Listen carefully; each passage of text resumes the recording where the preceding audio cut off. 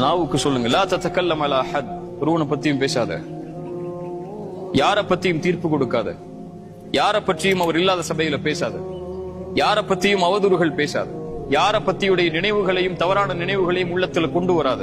உள்ளத்துல கொண்டு வர ஒரு முயற்சிக்கும் போதும் என்று கொண்டு வராது. அவருக்கும் அல்லாவுக்கும் உள்ளது. அறிவுரை செய்யணுமா, தனிப்பட்ட முறையில் அழைச்சு அறிவுரை செஞ்சு கொள். தவற திருத்துறதுக்கு வழியை கொடு. அவர் இடத்துல கண்ணியமா நடந்து கொள் என்று அவனுடைய மானத்தை திருப்பி விடுவாரோ அல்லாஹ் அவருடைய முகத்தை நரகத்திலிருந்து 70 ஆண்டுகள் திருப்புறான். அத நம்மளுடைய நாவுக்கும் உள்ளத்துக்கும் சொல்லிக் கொடுக்கணும். அறிவுரைகளை மக்கள் முன்னாடி சொல்லாதீங்க. ஒருவருக்கு நீங்க அறிவுரை சொல்லணும்னா, தனிப்பட்ட ஒரு நபரை கை காட்டி அறிவுரை சொல்லணும்னா, ரசூலுல்லாஹி ஸல்லல்லாஹு அலைஹி வஸல்லம் என்னைக்கும் மக்கள் முன்னாடி அவருடைய பெயரை பயன்படுத்தி ரசூலுல்லாஹ் அறிவுரை சொல்லல. இப்படிப்பட்ட மக்கள் உங்கள் மத்தியில் இருக்கிறாங்கன்னு ரசூலுல்லாஹ் சொல்லுவாங்க. யாருடைய பெயரை பயன்படுத்தியும் முனாஃபிக்குகளுடைய பெயரை பயன்படுத்தி கூட ரசூலுல்லாஹி ஸல்லல்லாஹு அலைஹி வஸல்லம் அறிவுரை சொல்லல. வழிகேட்டில் இருக்கக்கூடிய ஒரு மனிதனை பத்தி பேசுறது வேற, மார்க்க விஷயங்களுக்கா, மார்க்க வழிகாட்டலுக்கா. அவர் வழிகேட்டில் இருக்கிறத அவர்கிட்ட இருந்து மார்க்கம் படிக்காதீங்கன்னு சொல்றால அது வேற. ஆனா தவற சுட்டி காட்டும் போது இந்த மாதிரி இந்த கப்பல் வந்து இப்படி செய்யறாங்க, இது மார்க்கத்துக்கு முரணானதுன்னு சொல்றது மார்க்கம் அனுமதிக்காது. மக்கள் மத்தியில பொது தளத்துல வந்து அந்த அறிவுரையே அவங்க இடத்துல நீங்க தனிப்பட்ட முறையில தான் சொல்லணும். நான் சொல்லி பார்த்துட்டேன் கேட்கல, அவங்க திமிரா பேசுறாங்கன்னா அது உங்க வேலை இல்ல. அவங்க கேட்கணுங்கிறது அது உங்க கையில இல்ல.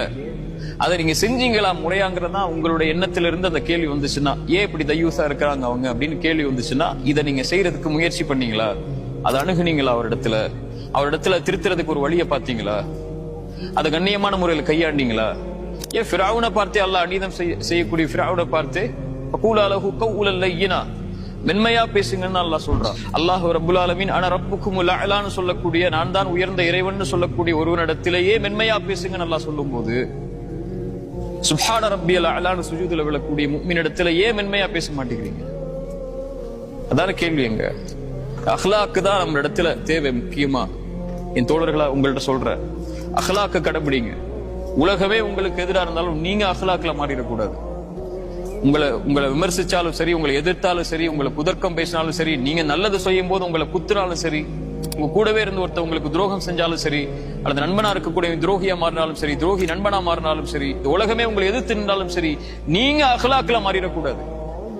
யூதன் வந்து ரசூலுல்லாஹ்வுடைய சட்டையை பிடிச்ச போது உமர் ரசூலுல்லாஹி ஸல்லல்லாஹு அலைஹி வஸல்லம் தடுத்தாங்க.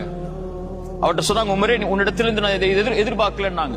அந்த யூதன் இஸ்லாமை ஏற்றதற்குரிய காரணம், அவரிடத்துல எவ்வளவு அநீதமான முறையில் நடந்தாலும் அவர் நீதியோட நடப்பாருங்கிற குணத்தை நான் பார்க்கணும்னு ஆசைப்பட்ட, அதை பார்த்துட்டு இஸ்லாத்துக்கு வரனாரு.